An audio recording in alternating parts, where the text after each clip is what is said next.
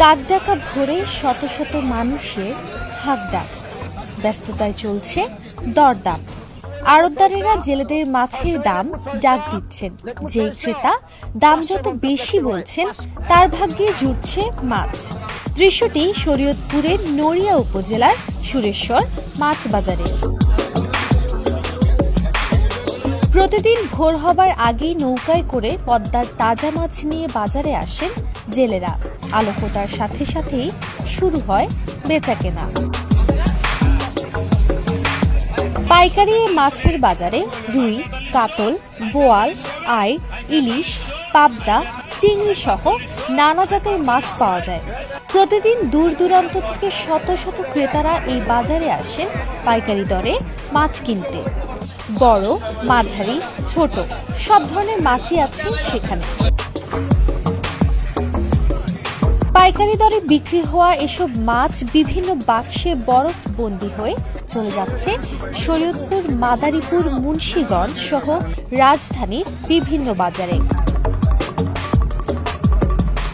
বলা হয়ে থাকে এটি শরীয়তপুরের সবচেয়ে পুরনো পাইকারি মাছের আড়ত। 1970 সালের দিকে এই বাজারটি শুরু হয়। মাছের এই আড়তে 30% জমির উপরে গড়ে ওঠা প্রায় 25টি ঘর রয়েছে, যেখানে প্রতিদিন 50 থেকে 60 জন আড়তদার মাছের এই ডাক উঠান।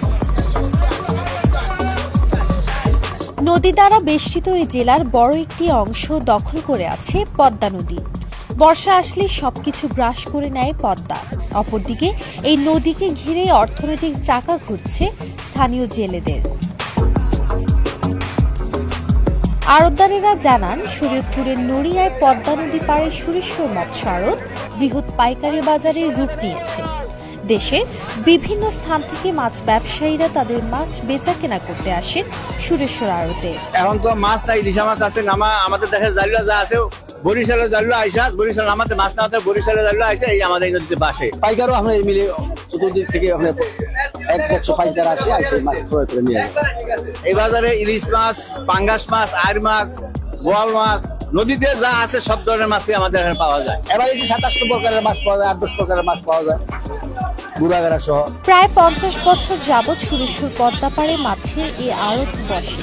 ভোর থেকে জেলার বিভিন্ন প্রান্ত থেকে মাছ কিনতে এখানে ভিড় করে মানুষ। এই নদীর ইলিশ মাছ অনেক সুস্বাদু হবার কারণে এর অনেক চাহিদাও রয়েছে। প্রতিদিন কয়েক টন ইলিশও বেচাকেনা হয়ে থাকে। শরীয়তপুর প্রতিনিধি সোহাগ খান সুজনের পাঠানো তথ্যচিত্রে ডেস্ক রিপোর্ট সমকাল।